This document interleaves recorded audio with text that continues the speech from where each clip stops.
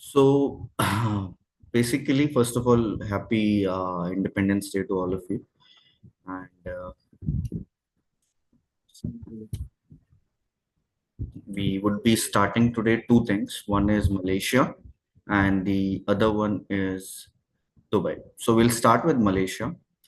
First of all, you need to understand at this moment, till October, Malaysia is providing visa on arrival to Indians. So, that is free visa on arrival. Like if somebody is going, they don't need to pay in some, like in few countries what happens is visa on arrival is there, but it's not free. They have to pay, like on arrival they need to pay something in order to get into the jurisdiction. So one such example is Bhutan. If you have ever heard of Bhutan, so they are providing visa on arrivals to Indians, but there is, like, they are taking sustainable development charges from Indians, and it is somewhere around 1200 rupees per day. So for the time that you wanted to visit, like if it is 2 days, 3 days, or 4 days, 5 days, depending on that, they'll be uh, asking you the sustainable development charges. Okay. Now the other that I have informed you is the Malaysia usually is doing the sticker visa. The person needs to submit the file to the embassy, and sticker visa is received on the as a visa. So what is the difference between a e-visa and a sticker visa is e-visa, which is a electronic visa which can be downloaded, and e-visa is which a sticker visa is one which is stamped on your passport. You must have seen such kind of sticker visa in the past. So Meg, when you were in UK, like, was it a e-visa or was it a sticker visa? No, it was a sticker visa. Sticker visa. Okay. So, but the both options are available, right? I guess you are aware of it. Okay. So in Malaysia, so sticker visa is there, but as the government of Malaysia has the ongoing offers for Indians that they can visit for tourism to Malaysia without getting a visa, and they can just arrive in Malaysia, and they can uh, like it would be free of cost. Yet there are some scams happening on the airport wherein they are saying that in order to get the queue you need to pay 20 USD dollars or 30 USD. So avoid that things. You don't need that. There is no such big queues. You can just stand in the queue, because it's really important when you land in Malaysia, then you need to have a queue there wherein you need to show your arrival card. Now arrival card is important. If you are going to Malaysia, you need to apply a arrival card before entering Malaysia, similarly to the one that you applied yesterday for Singapore. आपने Singapore के लिए भी कल arrival card apply करना सीखा था, तो उसी तरह से आज हम सीखेंगे मलेशिया के लिए अराइवल कार्ड लेना, क्योंकि मलेशिया के लिए बाकी कुछ नहीं चाहिए इस तो पॉइंट ऑफ। मलेशिया में भी 3 दिन पहले ही लेना पड़ेगा।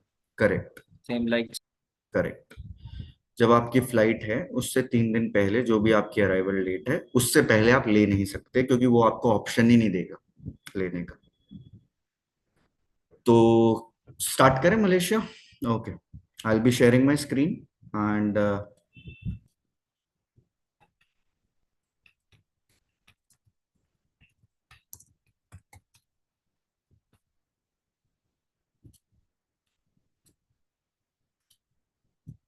तो बेसिकली जब आप मलेशिया का अराइवल कार्ड अप्लाई करेंगे,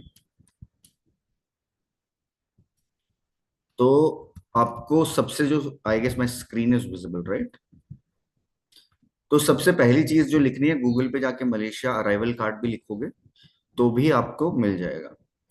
बाकी फिर आपको जो सबसे पहला डोमेन दिख रहा है, देखिए पहले के ऊपर मत जाइए, because it depends upon the SEO and it depends on the Google AdWords. आपको बस ये चेक करना है गवर्नमेंट की साइट है कि नहीं। .gov.my लास्ट में है। MY stands for Malaysia. जैसे इंडिया की जो वेबसाइट्स होती हैं, उन वेबसाइट्स पे आपको बेसिकली .in देखने के लिए मिलता है, तो जो .in स्टैंड करता है वो इंडिया के लिए। ठीक है, जैसे सिमिलरली ऑस्ट्रेलिया की जो बेसिक जो ज्यादातर वेबसाइट्स हैं, आपको उनके पीछे .au देखने के लिए मिलेगा। ठीक है, और जैसे कल मैंने आपको सिंगापुर का दिखाया था तो क्या था, .sg। ठीक है, और वैसे ही मलेशिया के लिए क्या होगा, .my। तो सबसे पहली ये वाली वेबसाइट आ रही है, इसका आप लिंक अभी देख सकते हैं या फिर बाद में भी देख सकते हैं, बाकी आप गूगल पे लिखोगे तो पहला यही आएगा। ठीक है, तो हम क्लिक करते हैं इस पे, ये हमें जो मलेशिया की ऑफिशियल वेबसाइट है उसके ऊपर लेके चला जाएगा। Will translate it to English. तो ये आपको बेसिकली सेल्फ एक्सप्लेनेटरी प्रोसेस होता है, ये खुद ही आपको बताते हैं, बट फिर भी हम इसको करेंगे अभी। तो देखिए ये दिखा रहा है, सो इसमें आप रजिस्ट्रेशन कर सकते हैं मलेशिया डिजिटल अराइवल कार्ड के लिए। तो पहले आप, वैसे ये वेबसाइट ही बेसिकली सिर्फ डिजिटल कार्ड को इशू करने के लिए दी गई है। आप देख सकते हो टॉप की heading, Malaysia digital arrival card. ठीक है, अब आप इसमें रजिस्टर पे क्लिक कर सकते हैं, और रजिस्टर पे जब क्लिक करेंगे तो ये आपको अराइवल कार्ड के रजिस्ट्रेशन के लिए फॉर्म फिल करवाएगा आप लोगों से। अब आप मलेशिया जाना चाहते हो और 3 दिन पहले जाना चाहते हो, तो आपके पास क्या क्या डिटेल्स होनी चाहिए अराइवल कार्ड के लिए, ये बहुत इंपॉर्टेंट है, राइट। तो आपके लिए जो अराइवल कार्ड के लिए जो इंपॉर्टेंट डिटेल्स हैं वो क्या है, आपके पास फ्लाइट बुकिंग होनी चाहिए, फ्लाइट टिकट होनी चाहिए, पहली चीज। दूसरी चीज, आपके पास accommodation proof, that means hotel booking, ये होनी चाहिए। क्योंकि ये दोनों इंफॉर्मेशन ये आपसे रजिस्ट्रेशन के टाइम पे पूछेगा। जैसे कि सिंगापुर में भी पूछा गया था आपसे कि फ्लाइट का नंबर बता दीजिए और अकोमोडेशन आप कहाँ रहने वाले वो एड्रेस बता दीजिए। तो यहाँ पे भी आपसे यही दो बेसिक चीजें पूछने वाला है। तो अगर आपका कोई क्लाइंट मलेशिया जाना चाहता है, तो आपको उनसे सिर्फ 3 ही इंफॉर्मेशन चाहिए, उनका पासपोर्ट और उनकी फ्लाइट और उनकी होटल की बुकिंग। ठीक है, बाकी आपको कुछ नहीं चाहिए। और अराइवल कार्ड क्यों इंपॉर्टेंट है, मैंने अभी आपको बताया थोड़ी देर पहले। ई वीजा नहीं, सॉरी, वीजा नहीं है, वीजा ऑन अराइवल है, वीजा फ्री है, बट आपको इमिग्रेशन चेक क्लियरेंस पे आपसे अराइवल कार्ड मांगेंगे। ठीक है, तो अराइवल कार्ड आपको देना पड़ेगा, और वो अराइवल कार्ड आप कब ले सकते हो, 3 दिन पहले। चलिए एक हाइपोथेटिकल नेम और सारी सिचुएशंस भर लेते हैं। तो नेम हमने भर लिया पूर्वाधिमान। पासपोर्ट नंबर हम भर लेते हैं Z6221845। Nationality India. Date of birth randomly आप, रैंडमली नहीं, जो आपके पासपोर्ट में मेंशन है आपको वो डेट ऑफ बर्थ लेनी है।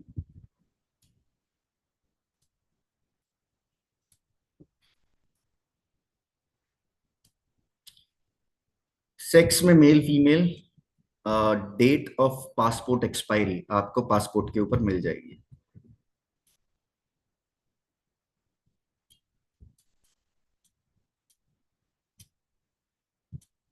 ठीक है, ईमेल एड्रेस, जो आपका ईमेल एड्रेस हो आप उसको फिल कर दीजिए।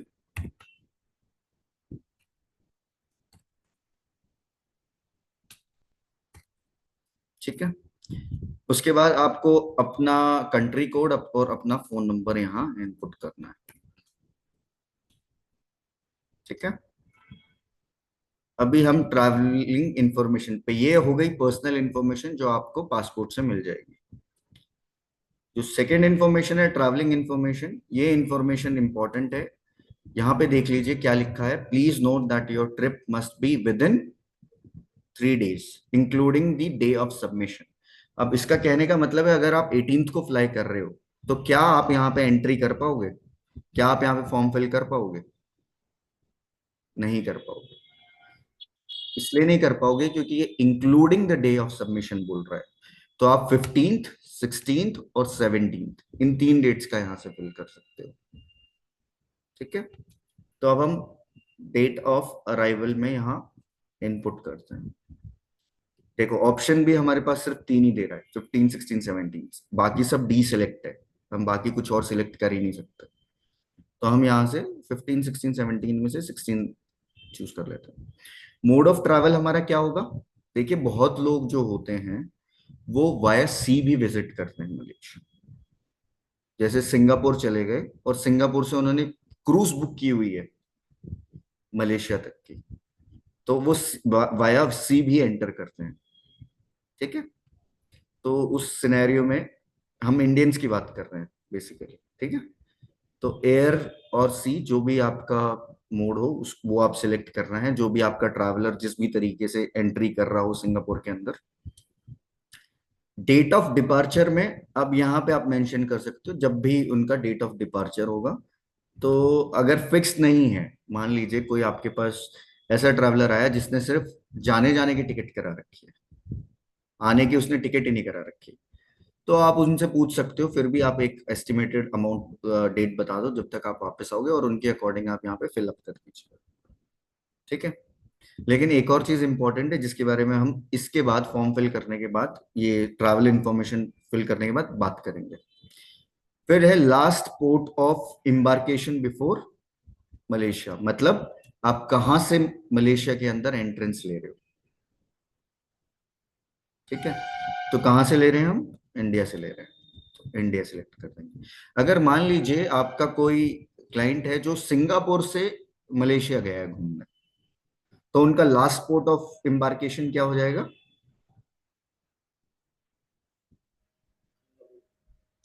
सिंगापुर नहीं होगा। Singapore. Correct. Singapore Singapore.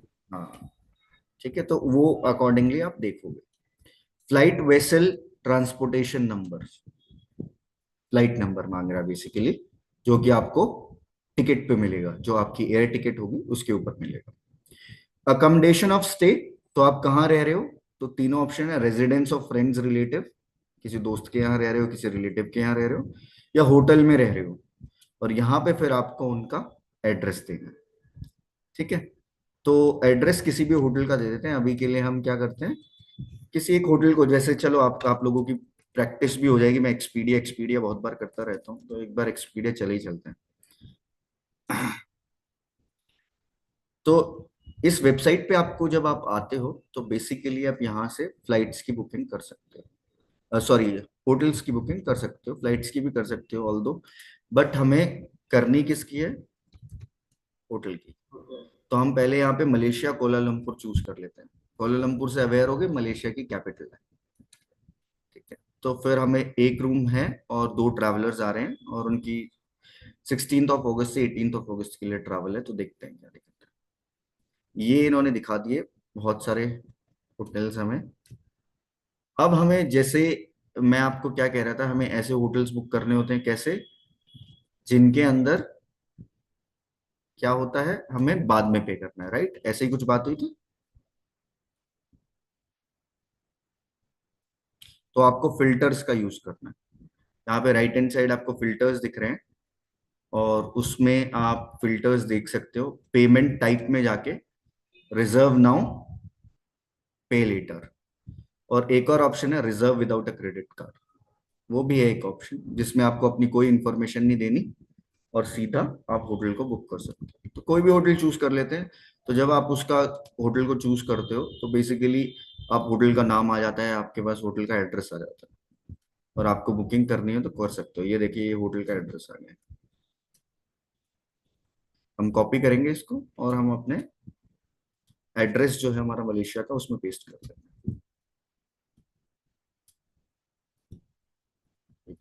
In some cases, they're asking mail as well.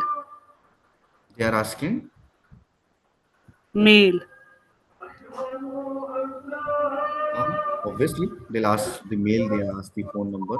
तो जब आप बुकिंग करोगे तो आपको सारी चीजें मिलेंगी ना। और अगर मान लीजिए नहीं भी मिलती, तो एक चीज है ना,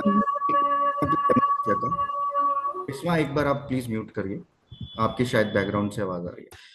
जैसे 18 होटल है मलेशिया का जो हमने अभी देखा, तो अगर बेसिकली अगर वो फेमस होटल होगा, 3 स्टार 4 स्टार होगा, तो उसकी वेबसाइट भी मिलेगी, और अगर उसकी वेबसाइट होगी तो उसके ऊपर उसका कॉन्टैक्ट नंबर और उसका एड्रेस भी होगा, राइट। तो उसको ईमेल कॉन्टैक्ट इन्फॉर्मेशन में ईमेल भी होगा। जैसे इस 18 होटल का हमने अभी फोन नंबर तो आपको यहीं से मिल गया, करेक्ट। बाकी आपको वहां से जब आप बुकिंग करते हो तो आपको ईमेल एड्रेस वगैरह सब कुछ मिल जाता है, बुकिंग की कंफर्मेशन, क्योंकि अभी हम तो बुकिंग कर नहीं रहे ना, अब जब इसको आप सिलेक्ट कर लोगे, बुकिंग कर लोगे, तो आपके मेल पे बुकिंग कंफर्मेशन आएगी, उसमें आपको फोन नंबर भी आएगा, सारी चीजें आएंगी, तो वहां से आप इसको फुलफिल कर सकते हो। तो अभी के लिए जो भी है हम एक बार एड्रेस फिलअप कर देते हैं।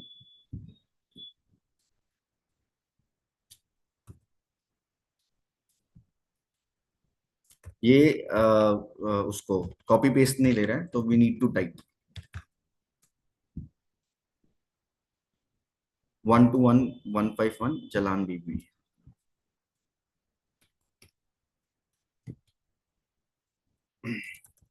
ठीक है, स्टेट आपने कौन सी चूज करनी है, कहाँ जा रहे हैं आप? कोलालमपुर। ठीक है, तो WP कोलालमपुर चूज कर रहे हैं। इनकी बहुत सारी स्टेट्स हैं, जैसे इंडिया में स्टेट्स हैं, तो जो मेजर डेस्टिनेशन है for tourist it is Kuala Lumpur. यहाँ से वो हो सकता है इधर उधर जाएं, बट जो फेमस पोर्ट है जहाँ पे ज्यादातर लोग विजिट करते हैं टूरिस्ट प्लेसेस के लिए, वो कोलालमपुर होता है। तो ये होटल भी हमने कोलालमपुर का चूज किया था, तो इसलिए हमने कोलालमपुर लिया। सिटी के अंदर भी आपको यहाँ पे जब आप चूज करने का ऑप्शन आएगा, तो इसमें कोलालमपुर आपको चूज कर लेना है।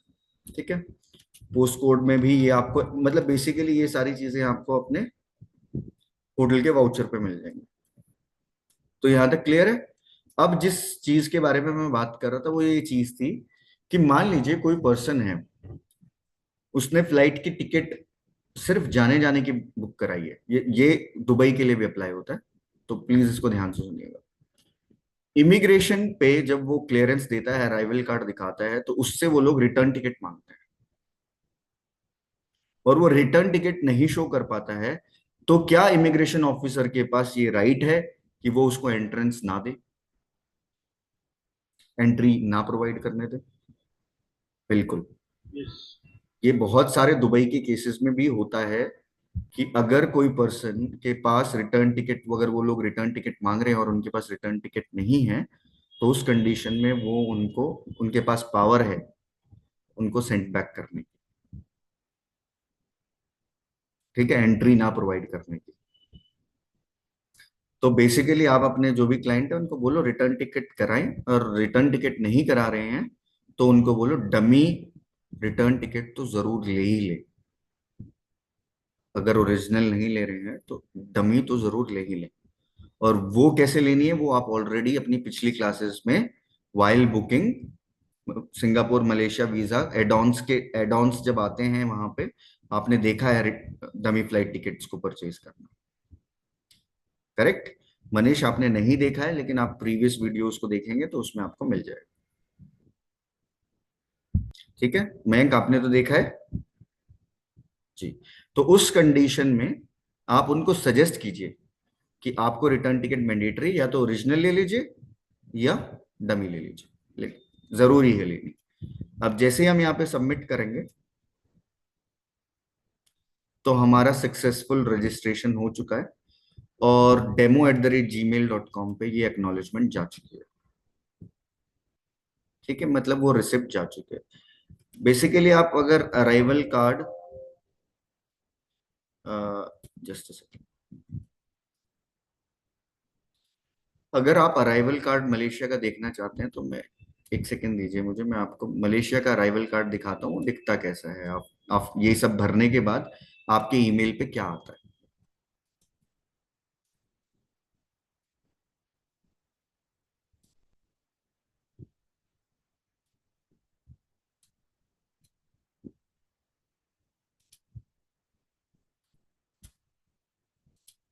विजिबल है, स्क्रीन विजिबल है, राइट? हाँ, तो आप देख सकते हैं ऐसा आपको, आपके पास ये अराइवल कार्ड आएगा जिसके ऊपर विजिटर की इंफॉर्मेशन, आपकी ट्रैवलिंग इंफॉर्मेशन मेंशन होगी। इसका बस आपको प्रिंट आउट निकाल के लेके, आपके जो भी ट्रैवलर होंगे उनको इसका प्रिंट आउट निकाल के लेके। ठीक है, अभी मलेशिया में कैसे वर्किंग कर सकते हैं सिमिलरली टू जैसे आपने सिंगापुर में किया था। अब सबसे बेटर होता है कि मलेशिया में आप ट्रैवल पैकेजेस को बेचें। ठीक है, अभी जो मैंने आपको जो सब दिखाया है, अभी मैं आपको जो प्लेटफॉर्म जिसके बारे में हम बार बार बात करते रहते हैं, एक बार उस प्लेटफॉर्म पे भी लेके जाना चाहूंगा मैं आप लोगों को। अभी उस प्लेटफॉर्म पे लेके चलता हूँ।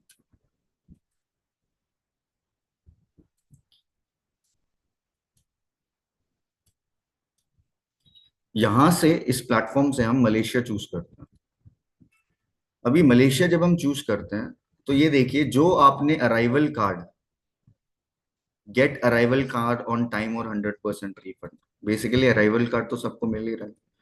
जो अराइवल कार्ड आपने अभी 2 मिनट पहले सीखा उसकी कॉस्टिंग क्या है, 250 रुपीज। तो मतलब आप, जो ये लोग 250 रुपीज में दे रहे हैं, वो आप सिर्फ 2 मिनट का काम है उसको जनरेट करना। और ये तो इनके B2B रेट्स हैं, तो आप B2C इसको 500, 700, 1000 रुपीज तक बेच सकते हैं बिना कोई इन्वेस्टमेंट करे। ठीक है, तो यही चीज जो अराइवल कार्ड आपको मैंने अभी अभी सिखाया, कितनी देर का काम था, ज्यादा से ज्यादा 2 मिनट। 2 मिनट में 250 रुपीज जनरेट कर सकते थे, मतलब लोग करते हैं। तो बेसिकली आप इस, ये B2B रेट्स हैं इन लोगों के, आप इससे ज्यादा कमा सकते हो B2C में। आप 500 से 700, 1000 रुपीज तक इजिली चार्ज कर सकते हो।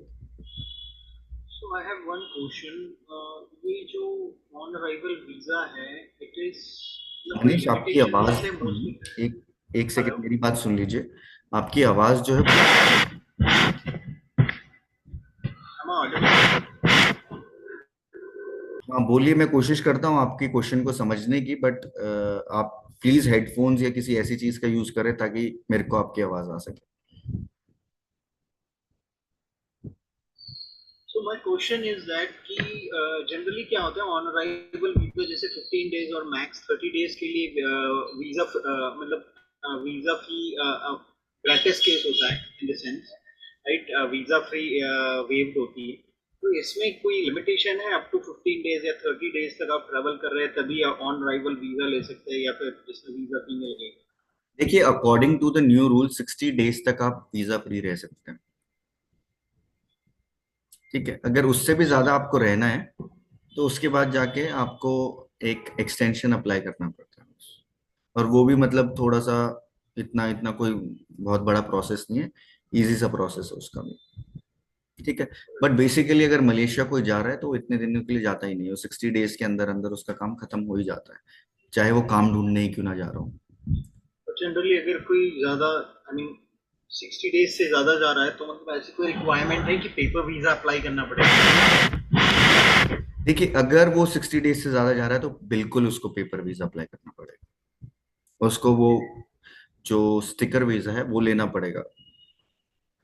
जो आपको ऑन अराइवल मिल रहा है वो अप टू 60 डेज, पहले वो अप टू 30 डेज था, लेकिन एज पर दी रीसेंट रूल वो अब 60 डेज हो गया। तो उससे ज्यादा आपका स्टे है तो please go for sticker visa, फिर आप अराइवल ऑन अराइवल मत लीजिए। And in that case, I mean, passengers have to pay fees as well. Correct, correct. Sticker visa की जो फीस होती है वो बाकी चीजें उनको पे करनी पड़ती Alright, thank you. है। ठीक है, तो बेसिकली हम बात कर रहे थे कि सिंगापुर में एक एक तरीका तो मैंने आपको बता दिया अराइवल कार्ड से कैसे इनकम जनरेट हो सकती है। सेकंड तरीका है, जो बेस्ट तरीका है, वो है ट्रैवल पैकेजेस का। सॉरी, हम मेरे मुंह से बार बार सिंगापुर निकल रहा है, मलेशिया के। मलेशिया के लिए एक तरीका हो गया अराइवल कार्ड से इनकम जनरेट करने का। दूसरा तरीका है पैकेजेस बनाएं, जो बहुत ही इजी टास्क है। आपको मैं कल चैट जीपीटी के थ्रू भी दिखा चुका हूँ। बाकी आप अपने रिसोर्सेज को भी यूज कर सकते हो, गूगल का भी यूज कर सकते हो, डीएमसी कंपनीज को भी कांटेक्ट कर सकते हो, और बाकी इंडियन कंपनीज भी बहुत सारी हैं जो इस चीज में डील करते हैं, उनको भी कांटेक्ट कर सकते हो। तो जो ऑन एन एवरेज आप जो पैकेज होता है ना मलेशिया का, वो समवेयर अराउंड 60 to 70,000 पर पर्सन बिकता है। तो और उसमें बेसिकली आप अच्छा खासा मार्जिन निकाल सकते हैं। ठीक है, तो आप मलेशिया के, और it is also one of the, it's very good destinations for like couples, as well for friends, as well for family as well. But when we dealing with tour packages, इसमें one of the key challenges itinerary prepare करना आता है, तो उसके लिए कोई ऐसी website है जिसमें मतलब itinerary prepare कर सकें हम? देखिए for tour example let's say 5 days 4 nights का पैकेज हम दे रहे हैं, तो उस केस में जनरली पैसेंजर्स और टूरिस्ट की पहले क्वेरी होती है कि पहले आप आइटनरी दीजिए, क्या क्या इंक्लूड होगा क्या नहीं होगा उसमें। देखिए बेसिकली जो आप मेरे से पूछ रहे हो मैं उसका आंसर ऑलरेडी कर चुका हूँ कि आप जब थोड़ा सा गूगल पे सर्च आउट करोगे ना, आपको सब कुछ बना बनाया मिल जाएगा। मेहनत करने की जरूरत नहीं पड़ेगी आपको। आप मलेशिया के टूर एंड पैकेजेस के लिए सर्च करोगे तो बहुत सारी डीएमसी कंपनीज जो हैं वो अपनी आइटनरी को अपनी वेबसाइट पे प्लेस करके रखती हैं। आपको कस्टमाइज भी करके देती हैं। वो आपको बोलते हैं कि सिलेक्ट करो कितने दिन के लिए जा रहे हो, 4 नाइट 5 डेज आप सिलेक्ट करोगे, फिर उसके अकॉर्डिंग आप अपना कैसा चाहते हो, आप अपना एडवेंचरस चाहते हो या फिर आप अपना रोमांटिक चाहते हो, किस तरह का आपको चाहिए तो उसको सिलेक्ट करो। फिर वो आपको ऑन दी वेबसाइट ही आपको सब कुछ मिल जाएगा। बस देर किस चीज की है, गूगल पे जाने की है। अगर आपको आई नहीं मिले, अंडरस्टूड आई मनीष आपको अंडरस्टूड दैट कि नहीं किसी मतलब इन डीएमसीज की आइटनरी लेके हम कस्टमाइज करके अपनी बना सकते हैं। मैं आई एम आस्किंग, जैसे चैट जीपीटी आपने एक टूल बताया to create cover letters and all, उस तरीके का कोई है वेबसाइट जिसमें आइटनरी, जैसे हम लेट्स से अगर पैकेज बनाना चाहते हैं 4 nights 5 days का फॉर दिस कंट्री, जिसमें वो ऑटो जनरेट करके हमें बता दे ये टूरिस्ट प्लेसेस हैं। आई एम देखिए वंडरिंग कि ऐसा कुछ है तो। देखिए एक सेंट्रलाइज यूनिट आपको मुश्किल ही मिलेगी। सेंट्रलाइज का मतलब कि हर एक कंट्री की आइटनरी आप वहां से निकाल सको, वो मुश्किल मिलेगी। क्योंकि ये हर एक कंट्री की जो ऑपरेशनल कंट्रीज होती हैं वो अलग अलग है। कुछ डीएमसी कंपनीज कहीं ऑपरेट करती हैं, कुछ कहीं करती हैं। लेकिन ये इजीली अवेलेबल है। कहने का मतलब ये है, इसमें आपको ज्यादा मेहनत करने की जरूरत नहीं पड़ेगी। एक बार सर्च कीजिए खुद से, ना मिले तो फिर आप क्लास में पूछिएगा, अगली बार मैं आपको करके दिखा दूंगा, कोई प्रॉब्लम नहीं। ठीक है, आप खुद से तो करिए ट्राई, है ना। और कोई क्वेश्चन? चलिए नेक्स्ट चलते हैं। तो आप थोड़े टूर एंड पैकेजेस बनाएंगे तो इस कॉस्टिंग में जो मैंने बताया आपको, उस कॉस्टिंग में इजीली मलेशिया बिकता है। चलिए अब दुबई की बात करें। Let's start Dubai now. Malaysia का इतना ही था, टूरिस्ट वीजा में मलेशिया में इतना ही है, ज्यादा आपको करने की जरूरत है नहीं। ठीक है, बाकी जब आप खुद से एक्सप्लोर करने लगेंगे तो आपको क्वेश्चंस आएंगे। तो नेक्स्ट क्लास में, जब भी नेक्स्ट क्लास हो तो आप क्वेश्चन पूछ सकते हो, कोई ऐसी प्रॉब्लम नहीं। ठीक है, चलिए दुबई बहुत फेमस डेस्टिनेशन है, मे बी आप में से कोई वहां गया भी हो। तो दुबई का बेसिकली क्या सिनेरियो है, टूरिस्ट वीजा के लिए कोई भी एप्लीकेंट सिंगापुर की तरह डायरेक्ट एप्लीकेशन नहीं डाल सकता। अगर आपको दुबई जाना है तो डायरेक्ट एप्लीकेशन आप किसी भी प्लेटफॉर्म पे जाके नहीं डलेगी। मतलब कोई गवर्नमेंट की साइट, जैसे आप यहाँ पे अराइवल कार्ड अप्लाई कर रहे थे, वैसे ही दुबई की कोई गवर्नमेंट साइट पे आप डायरेक्टली अप्लाई नहीं कर सकते। इसके लिए आपको दुबई के वीजा के लिए किसकी जरूरत पड़ती है, एक स्पॉन्सर की। और that sponsor could be a company, could be an individual, और कुड बी होटल, और कुड बी एयरलाइंस। ठीक है, वो स्पॉन्सर कोई भी हो सकता है। तो बेसिकली आपको उस कंडीशन में एक स्पॉन्सर फाइंड आउट करना होता है दुबई का टूरिस्ट वीजा जनरेट करने के लिए। तो बहुत सारी कंपनीज क्या करती हैं, जो वहां पे जो दुबई में है, बेसिकली उनका वे ऑफ वर्किंग सिर्फ दुबई वीजा से वही करीबन 40 से 50 लाख रुपए महीना इजीली कमा रहे होते हैं, सिर्फ दुबई वीजा जनरेट करके। कैसे? कि वो दुबई में जाते हैं और दुबई में स्पॉन्सर बन जाते हैं और स्पॉन्सर वीजा बेचने लग जाते हैं। तो अब आप यहां से बैठे बैठे उनसे लेते हो तो वो अपना मार्जिन आपको रख के देते हैं। तो दुबई के अंदर भी 30 डेज 60 डेज का चलता है। 90 पहले 90 डेज भी होता था, अभी के लिए अभी करंटली 90 डेज ऑफ है, सिर्फ 30 डेज और 60 डेज चलता है। और इसमें भी आप एक दो टर्म्स और सुनोगे, के बी वीजा, इसको भी आप बहुत सुनोगे, के कैपिटल बी वीजा। के बी वीजा, इसको रिस्क फ्री वीजा भी बोलते हैं। अभी मैं बताता हूँ नॉर्मल में और के बी वीजा में या रिस्क फ्री वीजा में क्या फर्क है। नॉर्मल वीजा जो होता है वो नॉर्मल वीजा है, 30 डेज का पॉइंट ऑफ एंट्री हो गया, उसमें आपको 30 दिन रहने को मिलते हैं स्टे पीरियड। तो उसमें क्या होता है कि उसमें जो एप्लीकेंट है, अगर वो एब्सकॉन्ड हो जाता है, एब्सकॉन्ड का मतलब क्या होता है, गायब हो जाता है। गायब का मतलब क्या होता है कि दुबई छोड़ के कहीं और निकल जाता है, या फिर दुबई में मिल ही नहीं रहा होता है, या रिटर्न उसकी दुबई में नोटिस ही नहीं होती है। ठीक है, आया है तो रिटर्न स्टैंप भी तो लगेगी। पहले तो जब वो आता है तब स्टैंप लगती है अराइवल की, फिर रिटर्न स्टैंप भी लगती है पासपोर्ट के ऊपर। लेकिन कुछ लोग ऐसे होते हैं जो एब्सकॉन्ड हो जाते हैं, तो फिर उस कंडीशन में जो स्पॉन्सर होता है उसको फाइन पे करना पड़ता है। चाहे वो स्पॉन्सर एक इंडिविजुअल हो, चाहे वो एक कंपनी हो, चाहे एयरलाइंस हो, और चाहे कोई होटल हो, उसको क्या करना पड़ेगा, फाइन पे करना पड़ेगा। तो इसलिए जो रिस्क फ्री वीजा होता है वो ऐसा वीजा होता है कि जिसमें वो पर्सन एब्सकॉन्ड भी हो जाए तो किसी को फाइन पे करने की जरूरत नहीं। क्लियर? और इसकी जो तो ये जो ड्यूरेशन होती नॉर्मल है, वीजा होता है दैट इज रिस्क फ्री। दोबारा बोलिए। मैं ये पूछना चाह रहा हूँ, आपने जो बताया risk free visa, is it a normal visa? Visa is normal, but वो केबी वीजा की कैटेगरी में होता है, उसको केबी वीजा बोलते हैं क्योंकि वो रिस्क फ्री वीजा होता है। क्योंकि अगर वो एब्सकॉन्ड भी हो जाए ना, तो किसी स्पॉन्सर को पैसा नहीं देना पड़ता, फाइन नहीं पे करना पड़ता। तो बहुत सारी कंपनीज, जैसे अभी आप मनीष जी, आप कोई पासपोर्ट लेके आए और वो पासपोर्ट आपने मेरे को दिया, और पासपोर्ट देख के मेरे को लगता है कि ये पर्सन जरूर 110% एब्सकॉन्ड होगा, तो मैं आपको मना कर दूंगा कि मैं नहीं बनूंगा इसका स्पॉन्सर, मैं नहीं करूंगा इसको स्पॉन्सर। अगर आपको स्पॉन्सर करना है तो केबी वीजा के थ्रू स्पॉन्सर करो, उसका रेट नॉर्मल के रेट से ज्यादा होगा।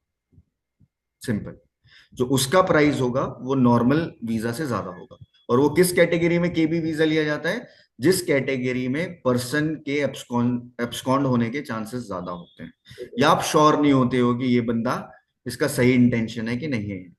क्योंकि अगर वो सही नहीं है तो स्पॉन्सर को फाइन पड़ेगा, और स्पॉन्सर फिर फाइन किसको देगा, ट्रैवल एजेंट को ही तो देगा। वो खुद की जेब से क्यों भरेगा? अगर आपने उनके साथ कॉन्ट्रैक्ट किया है तो वो आपको देगा कि आपका पर्सन एब्सकॉन्ड हुआ है, ये फाइन मैं नहीं भरूंगा, आप भरोगे। तो जनरली क्या फाइन होता है? क्या कह रहे हैं? पेनल्टी कितनी होती है उसमें, मतलब जनरली? होती है 2000 दिरहम्स, डिपेंड डिपेंड करती है। तो मेरे हिसाब से जो होती है वो 2000 दिरहम्स के आसपास होती है, मतलब समवेयर अराउंड, नहीं, 10,000 या 20,000 दिरहम्स होती है, समवेयर अराउंड 1 लाख रुपीज और 1.5 लाख रुपीज के आसपास जाती है जो पेनल्टी होती है। और उसमें फिर वो भी है, वो भी प्रोविजन है, जो इंटरेस्ट वाला प्रोविजन नहीं होता इंडिया में क्रेडिट कार्ड पे हर दिन बढ़ने वाला। तो ओके, वो जितने डेज उसके ऊपर होंगे, डिले करोगे उतना उसमें हाँ, उतना वो इंटरेस्ट ऐड होता है। बढ़ता जाएगा। करेक्ट करेक्ट, तो वो भी है उसके अंदर प्रोविजन। तो कहने का मतलब ये है, सिर्फ दो कैटेगरी को समझो इसके अंदर, टूरिस्ट वीजा के अंदर दो कैटेगरी है, एक है नॉर्मल वीजा और एक है केबी वीजा। नॉर्मल वीजा उस सिचुएशन में जब फैमिली वगैरह विजिट कर रही हो, तो ऑब्वियसली कोई फैमिली के साथ तो एब्सकॉन्ड होगा नहीं, जो ठीक है, और जो आपके नोन में है उनके लिए आप नॉर्मल वीजा के लिए। केबी वीजा उन लोगों के लिए जिनका आपको थोड़ा डाउट है, उनके लिए कीजिए। अब बेसिकली अगर आपको किसी का दुबई वीजा करना है तो स्टार्ट कैसे करें? अभी मैंने ये तो बता दिया स्पॉन्सर चाहिए, अब स्पॉन्सर कहाँ से ढूंढें? तो स्पॉन्सर ढूंढने के लिए आपके पास बहुत सारे तरीके हैं। गूगल का यूज कीजिए, कोई और यूज कीजिए। मैं आपको जो जो इजीएस्ट पॉसिबल वे है वो बता देता हूँ। मैं अपनी स्क्रीन शेयर करता हूँ आपके साथ। हम वापस उसी वेबसाइट पे आते हैं जिस वेबसाइट के बारे में हम बात कर रहे थे। तो इसी वेबसाइट के ऊपर हम वापस जब स्क्रॉल डाउन करेंगे तो इस बार हम दुबई, दुबई को हम क्या बोलते हैं, Dubai is one of the emirates out of 4 emirates, तो यूएई बोलते हैं इसको, ठीक है, यूनाइटेड अरब इमिरेट्स। तो इसका वीजा आप यहां से अप्लाई कर सकते हैं। 50 इन, ये स्पॉन्सर्ड है, ये स्पॉन्सर करते हैं। तो बेसिकली आपको कोई और स्पॉन्सर मिलता है, जरूरी नहीं है इसी पे आओ, इसी पे करो, कोई और स्पॉन्सर इससे कम रेट में प्रोवाइड करता है तो उनके साथ काम करो, जो कम रेट देता है उसके साथ काम करो। ठीक है, आपको आपका मार्जिन ज्यादा रखना है। तो बेसिकली लेकिन एक चीज यहाँ अच्छी ये है कि आपको डेट पता होती है कब तक आपको वीजा मिल जाएगा, ताकि आप सामने वाले को भी दे सको। मान लीजिए अगर आप 15 अगस्त को वीजा अप्लाई करते हो तो ये लोग कहते हैं कि हम 18 अगस्त तक आपका वीजा आपको दे देंगे। ये इनका मैक्सिमम टाइम है। अगर ये 18 अगस्त तक नहीं देते हैं तो इनकी पॉलिसी है गेट वीजा रिस्पॉन्स और टाइम और फ्री। या तो अपना वीजा टाइम पे ले लीजिए या फिर 100% रिफंड करेंगे और फ्री ले लीजिए।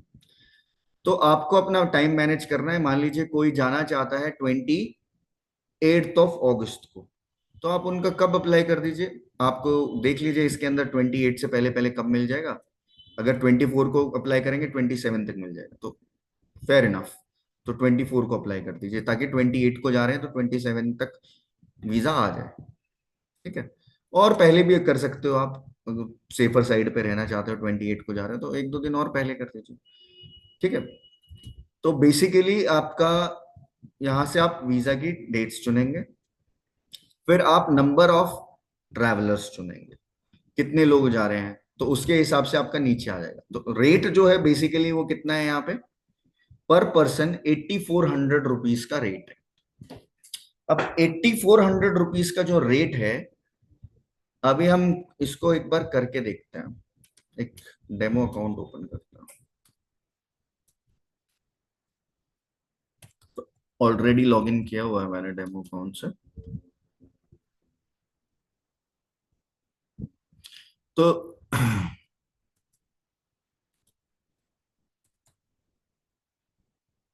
ओके,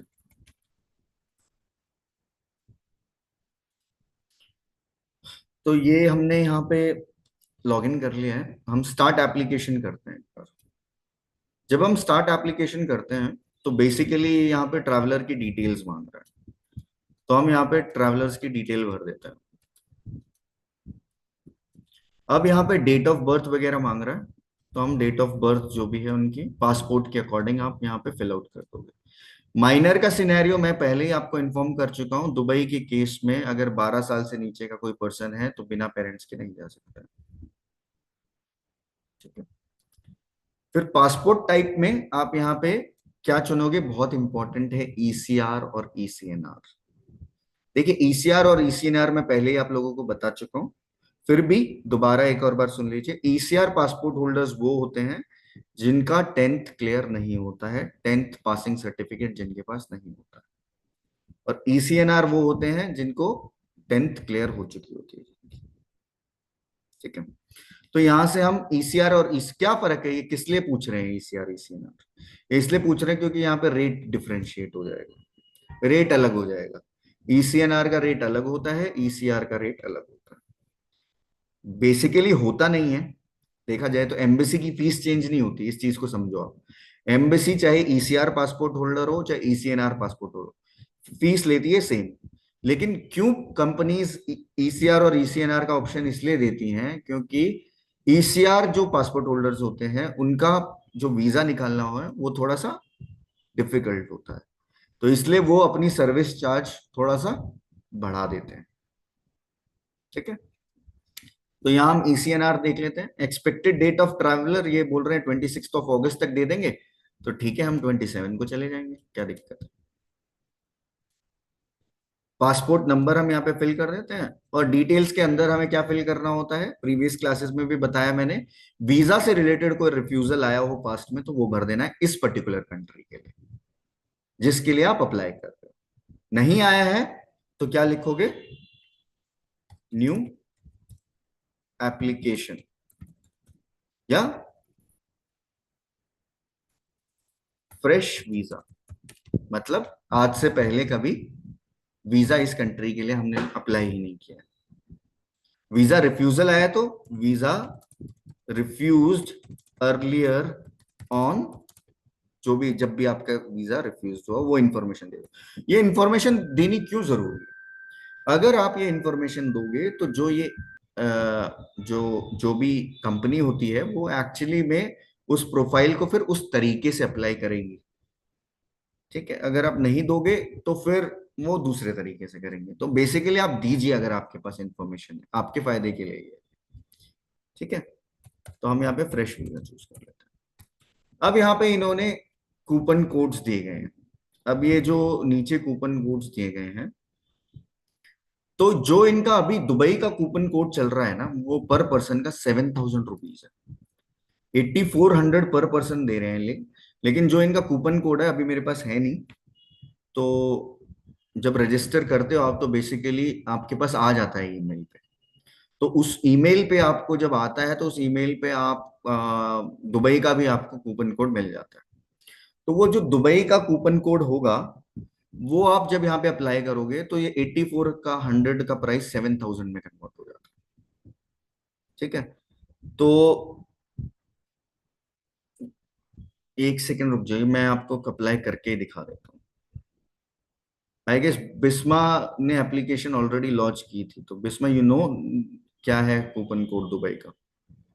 नहीं, मैंने किया मगर इसका नहीं देखा। उनकी मुझे क्वेश्चन है, ये चार्जेस इसमें वीज़ा फीस भी इंक्लूड है? करेक्ट। तो वीज़ा फीस कितना रहता है यूएई का? आई का बटन है, उस पर क्लिक कीजिए और देखिए। अच्छा,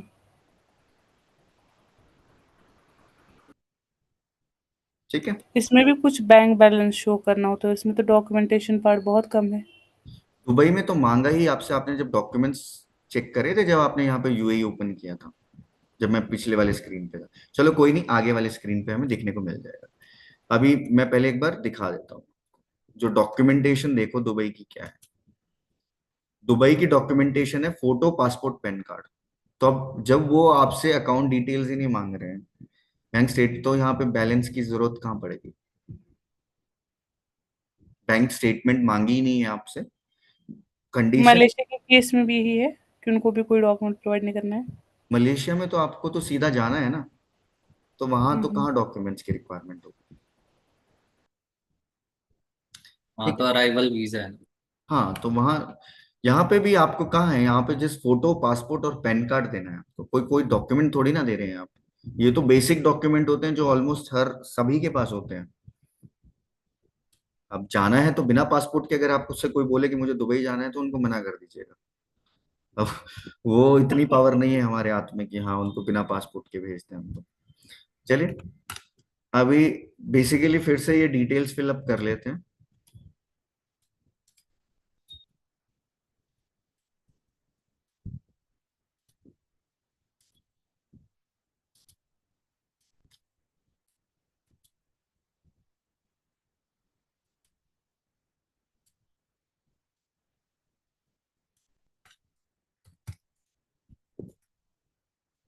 ओके, नाउ 60 डेज का इन्होंने ऑलरेडी डिस्काउंटेड रेट दिया हुआ है, विच इज 11,500।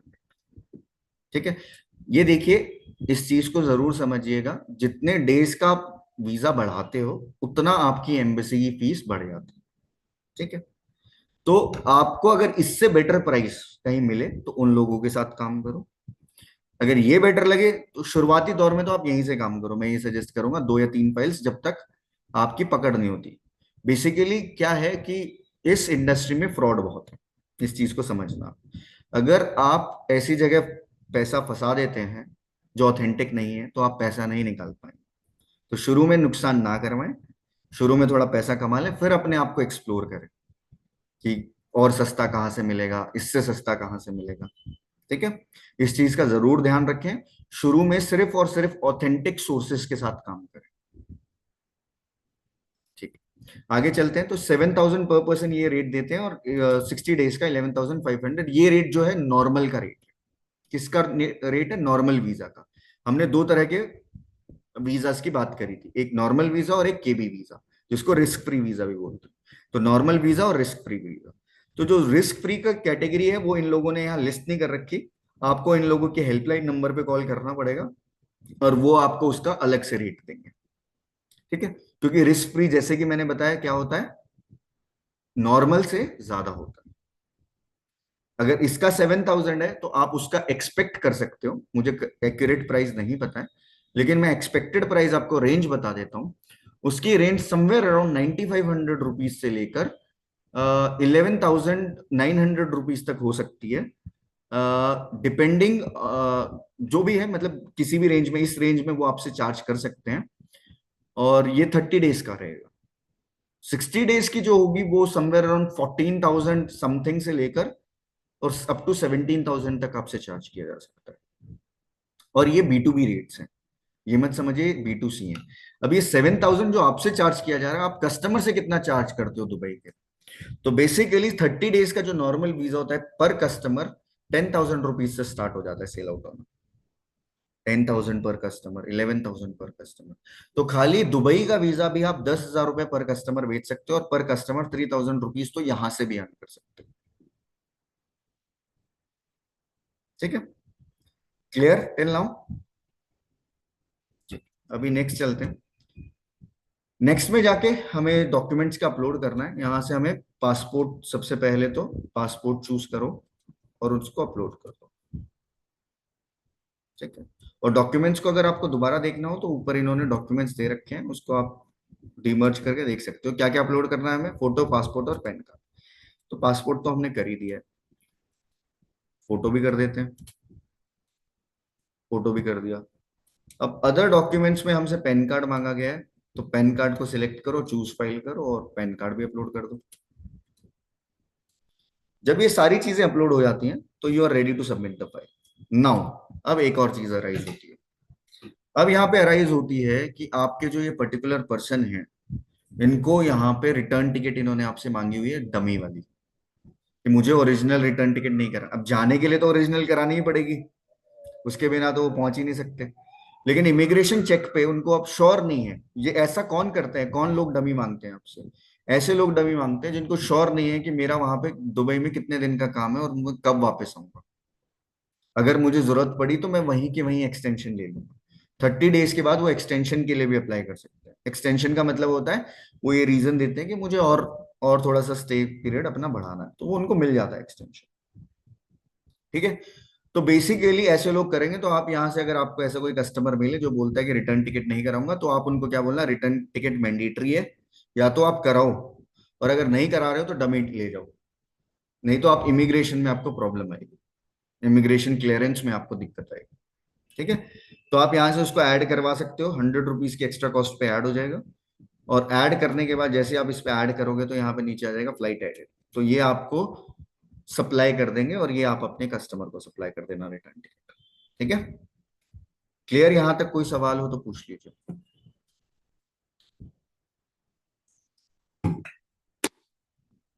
ओके यहां तक? चलिए सबमिट करते हैं। जैसे हम सबमिट करेंगे, रिव्यू पेमेंट के पेज पे लेके जाएगा। हमें अपनी इंफॉर्मेशन को रिव्यू करना है कि 23 अगस्त को लगाया, 26 अगस्त तक हमारा वापस आ जाएगा। टोटल प्राइस 11,600 बन गया, क्योंकि हमने कितने दिन का चुना है, 60 डेज का चुना। 60 days। अब मैं पे नाउ पे क्लिक करूँ। जैसे मैं पे नाउ पे क्लिक करूंगा, ये सिक्योर गेटवे पे लेके जाता है, जहां पे हम QR code, UPI ID, debit card, credit card और नेट बैंकिंग, आप यहीं से अंदाजा लगा सकते हो कि ये जेन्युइन वेबसाइट है। रीजन बीइंग, क्योंकि पेमेंट गेटवे जो होता है वो सिर्फ जेन्युइन वेबसाइट्स को मिलता है। बाकी जो, क्योंकि उनको अपने डॉक्यूमेंटेशन देने पड़ते हैं पेमेंट गेटवे वालों को, अपनी कंपनी के डॉक्यूमेंट्स देने पड़ेंगे, सब देना पड़ेगा, तब जाके उनको गेटवे मिलता है। ठीक है, तो ये गेटवे का मतलब होता है जहां पे आपके पास सारे अवेलेबल मोड्स हों। जो नॉन ऑथेंटिक प्लेटफॉर्म्स होंगे वहां पे आपको ऑप्शंस ही कैसे मिलेंगे, QR कोड से पेमेंट कर दो, हम आपको अकाउंट नंबर दे रहे हैं, आप अकाउंट नंबर पे डाल दो। ठीक है, तो थोड़ा सा सतर्क रहें स्टार्टिंग में, क्योंकि देखिए आप जब एंटर कर रहे हो तो आपको नहीं पता है कि क्या, किस किस तरीके से क्या क्या चीजें होती हैं। गलत चीजें जो होती हैं वो किस किस तरीके से होती हैं, तो आपको पता नहीं होता है। तो instead of putting your self in a trap, मैं आपको सजेशन दे रहा हूं, बाकी आपकी मर्जी है, जो आपको करना है आप वो करें। Instead of putting your self in a trap, आप ऐसा करो, 100-200 रुपए जहां से महंगा मिल रहा है वहां से ले लो, लेकिन ऑथेंटिक सोर्स होना चाहिए। कहने का मतलब ये, ठीक है, जिस इंडस्ट्री में पोटेंशियल हो लाखों कमाने की, वहां पे 100-200 नहीं देखते, ऑथेंटिसिटी देखते हैं, क्वालिटी देखते हैं। ठीक है, तो अभी मैं आपको पूरा दुबई का क्लियर कर चुका हूं। अभी कोई प्रॉब्लम दुबई रिलेटेड, कि दुबई का अगर किसी को टूरिस्ट वीजा देना है तो अभी सिमिलरली सेम चीजें हैं दुबई के लिए भी। दो तरीके से आप सेल आउट कर सकते हो। सबसे पहला तरीका तो ये है कि यहाँ से जिस प्लेटफॉर्म से जितने का आपको मिल रहा है उतने का परचेज करके आप कस्टमर को अप टू 10,000 12,000 जैसा आपका कस्टमर है आप उसको बेच सकते हो। आप अपना margin according to the members arrange करो। कोई एक पर्सन जा रहा है तो 2 से 3 हजार रुपए का 3 से 4 हजार रुपए का मार्जिन रख लीजिए। फैमिली जा रही है 4 लोगों की 5 लोगों की तो पर पर्सन 2,000 रुपीज 1,500 रुपीज भी रखोगे तो भी आपको 6,000 to 8,000 रुपीज आप इजीली अर्न कर लोगे वहां से। सिर्फ क्या करने पे, डॉक्यूमेंट्स अपलोड करने पे कस्टमर्स को। और सर्विस आप उनको सिर्फ वीजा ही तो दे रहे हो, और कौन सी सर्विस आपने प्रॉमिस की है? कुछ नहीं किया। जो सबसे बड़ी प्रॉब्लम आती है ना पैकेजेस बनाने में, क्योंकि मेरे को थोड़े से इंटरेस्टेड लग रहे हैं पैकेजेस बनाने में क्योंकि सवाल उस तरह के पूछते हैं, तो जो सबसे बड़ी प्रॉब्लम आती है वो सर्विस की प्रॉब्लम आती है। आपने किसी को होटल दिया, आपने किसी के लिए वो कराया, अब वो वहां पे होटल पसंद नहीं आया, क्यों हो सकता है नहीं आए, आपके कंट्रोल से बाहर है वो चीजें। तो होटल नहीं पसंद आया, स्टाफ का बिहेवियर नहीं पसंद आया, गंदगी थी होटल में, उसके अलावा जहाँ पे जो जो टैक्सी वाला था वो सही नहीं मिला, ये सारी प्रॉब्लम्स आती हैं जो। तो वो आपको देखना है कि कैसे आप अच्छे से अच्छे ट्रैवल पैकेजेस और ट्रैवल कंपनीज के साथ काम करें जो थोड़े से प्रोफेशनल हों और प्रोफेशनल सर्विसेज देते हो। बाकी वीजा में आपकी ये टेंशन खत्म हो जाती है कि आपने वीजा दिया, आपका काम खत्म। आपका काम सिर्फ वीजा तक लिमिटेड रहता है। आपने वीजा इशू करवाया और आपका काम खत्म। आपका बाद की सरदर्दी नहीं रहती, क्योंकि जो मेरे बहुत सारे ऐसे स्टूडेंट्स हैं जिन्होंने ट्रैवल एजेंसीज ऑपरेट कर रहे हैं तो वो बताते हैं कि इस तरह की प्रॉब्लम्स फेस करते हैं कि टेंशन रहती है कब लैंड होंगे, कब उनको वो कैब आएगी, लैंड होने पे कैब मिलनी चाहिए उनको, कैब वाला लेट नहीं होना चाहिए, होटल टाइम से पहुंच जाने चाहिए, जो आइटनरी में मेंशन है वो चीजें मिलनी चाहिए। तो ये थोड़ा सा आपको देखना है कि आप उस तरह का प्रेशर और उस तरह की चीजों को मैनेज कर सकते हैं तो गो फॉर इट। इट्स आपको वीजा से 3 गुना ज्यादा पैसा वो आपको जनरेट करके देता है, 3 टाइम्स ज्यादा, 3 to 4 टाइम्स ज्यादा। लेकिन उसके साथ विद वो बोलते हैं ना, विद पावर्स कम रिस्पॉन्सिबिलिटीज। तो पावर पैसा हो गया और रिस्पॉन्सिबिलिटीज तो आपको पता ही है। ठीक है। तो यहाँ भाई पे अगर हम जी, स्पॉन्सर अब खुद से ढूंढते हैं, so what is the process of applying? आपने तो दिखाया दिस वीजा टूर थ्रू, अब हमें स्पॉन्सर मिला, right? We are trying to not taking the help of visa tour and we are trying to apply on our own. What would be the source and how we have to apply? Second, जब इनका Google visa आता द है, is that first e-visa? जी। After getting the visa, like we applied on a visa tour, now the candidate will be getting visa. Will he be getting it through post or this will be gonna be e-visa? E-visa, you'll get it on email. Okay. Okay. Now your second question was, your first question was actually कि हम visa tour की help ना लेके मैं sponsors को कैसे ढूंढूं। तो सबसे पहली बात देखिए, पहली चीज ये है कि Google is the best source to find out sources.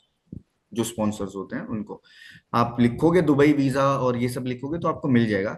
लेकिन देखिए शुरू में ये ना करिएगा, बाद में बेशक ट्राई करिएगा, लेकिन No, देखिए। no, I'm saying like हमें sponsor मिला. What I'm trying to tell okay, you, you get a कि I have to go on my own for this documentation thing. Like what are the documents I need to, how I need to fill that application if I get the sponsor. Now, I'm not taking its help of visa tour. Okay, I'm trying to same apply thing, on my own. same thing. That particular sponsor as well will ask for 3 basic documents from you.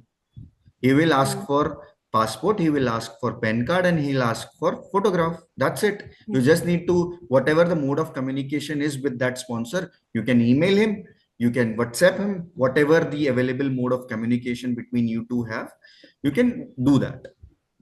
So sponsor And only there is help. no any particular portal to apply for this application.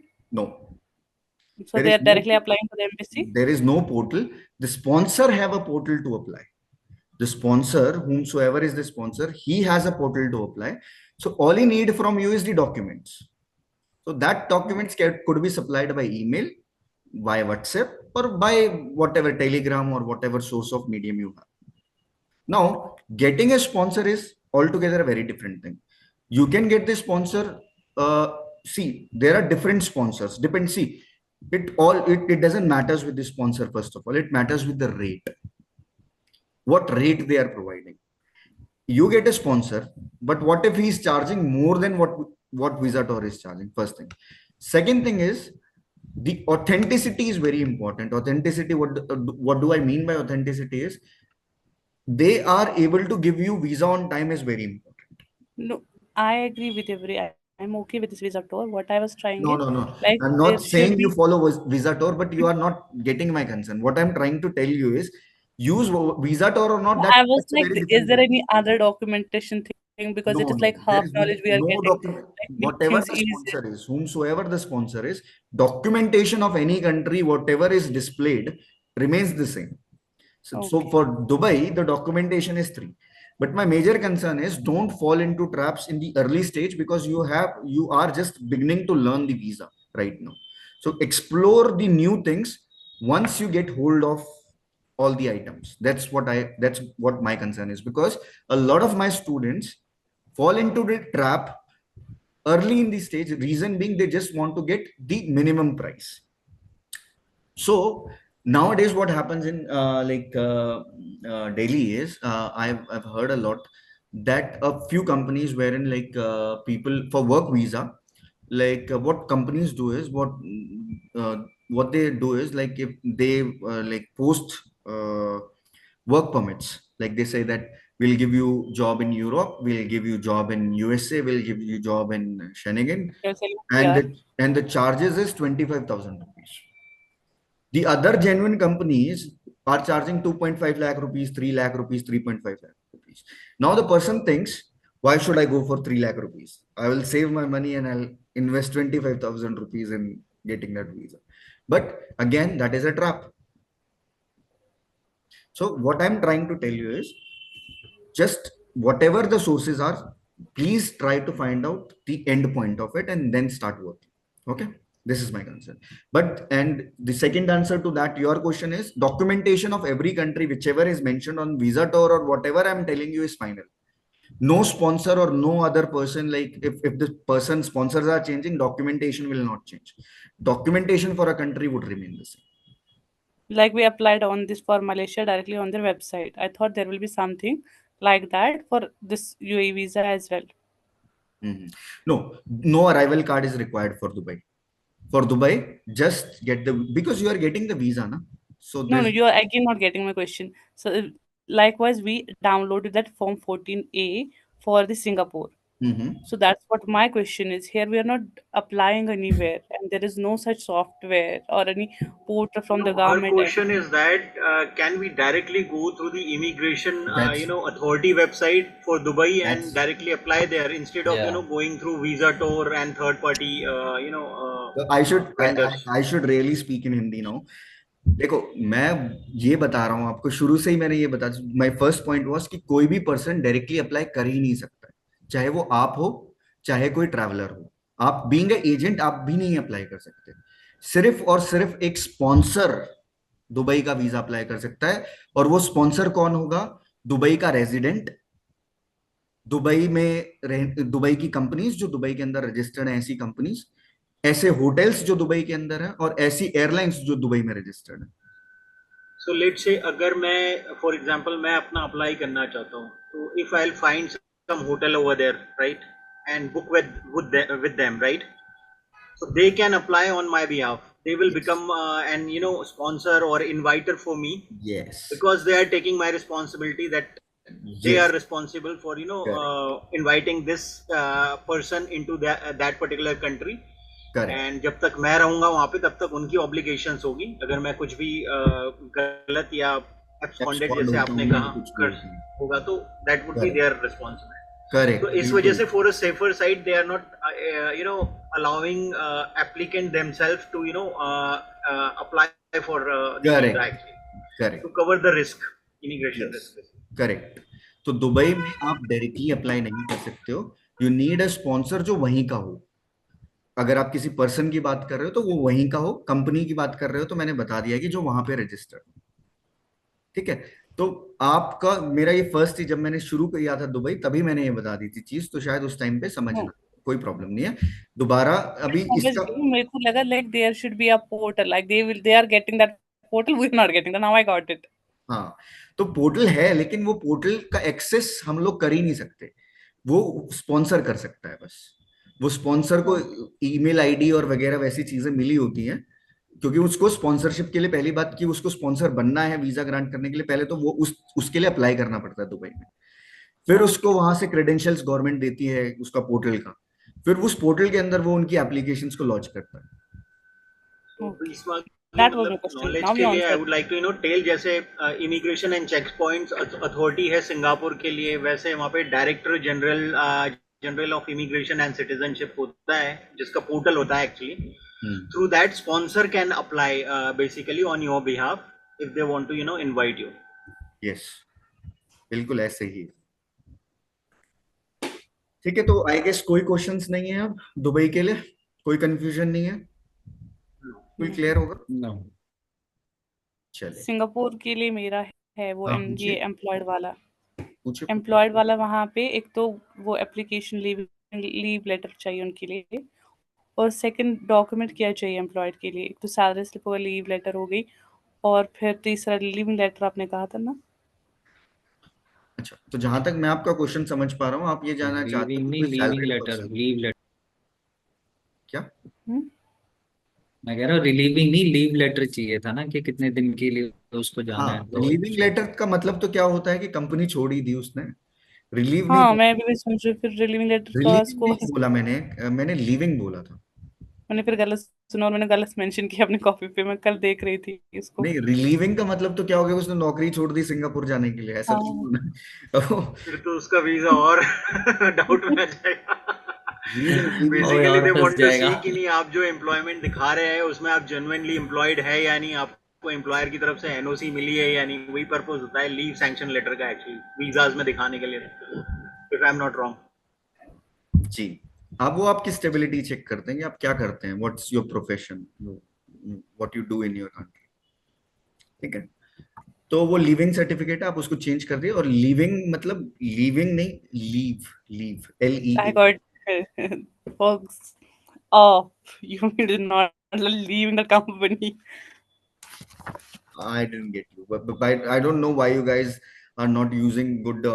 Like you should use some sort of headphones or something like that, which like your voice is audible. No worries.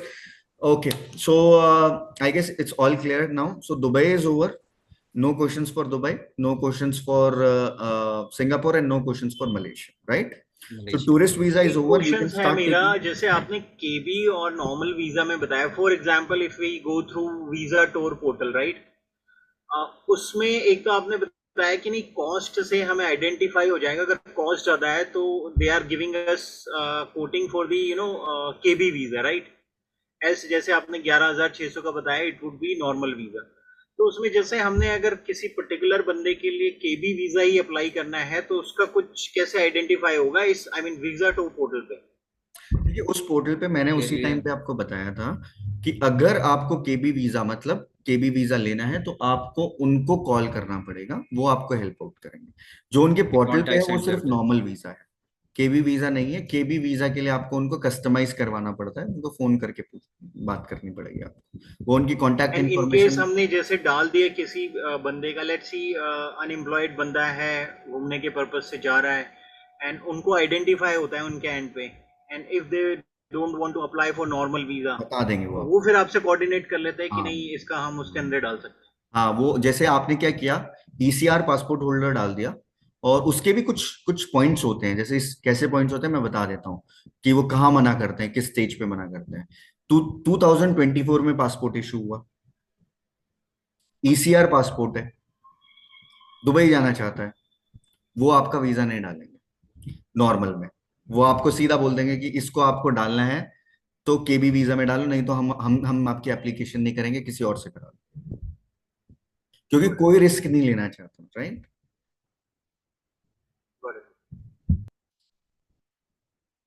और कोई question?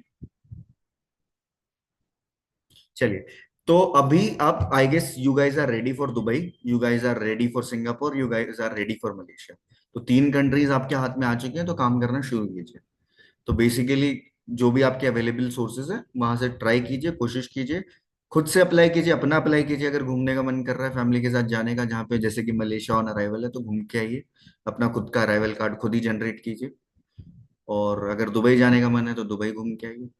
बाकी कोई family friends में से कोई जाना चाहता है तो उनके लिए भी आप बोलिए कि मैं आपका वीजा अप्लाई कर दूंगा अच्छे रेट्स में, और काम करना स्टार्ट करें। ठीक है, चलिए फ्यूचर की क्लासेस हैं, अभी थर्सडे तक थी ये क्लासेस, कल भी है आई गेस, ये कल नहीं है, कल है शायद ना। कल है। यस, कल है। तो कल है क्लास, उसके बाद सैटरडे संडे ऑफ है, फिर नेक्स्ट वीक हम आपसे मिलेंगे। तो प्रैक्टिस करना स्टार्ट कीजिए, कल हम एक नए टॉपिक के साथ मिलते हैं। ठीक है, चलिए, thank you very much, thanks for your time.